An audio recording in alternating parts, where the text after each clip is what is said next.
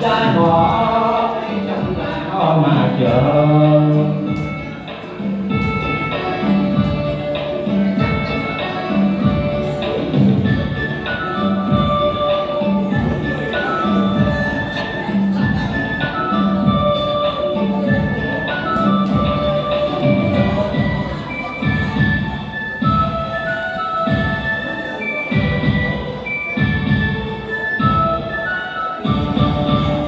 Khách đến chơi nhà mấy khi khách đến chơi nhà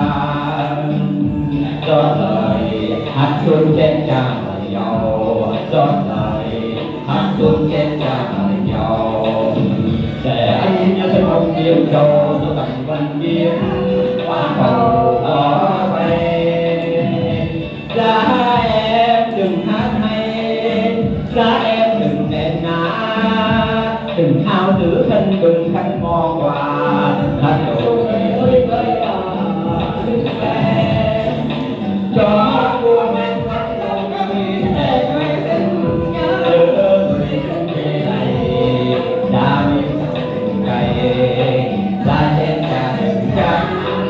ra người ngoan đừng hát thì tôi lại lại mãi lòng để bây giờ ra ngõ trong ra ngõ mà chờ. Ra em đừng hát hay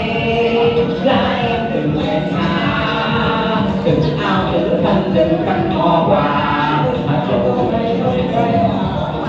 về cho cô anh bắt đầu rơi để người đừng nhớ người đừng này ra đi cày ra trên nhà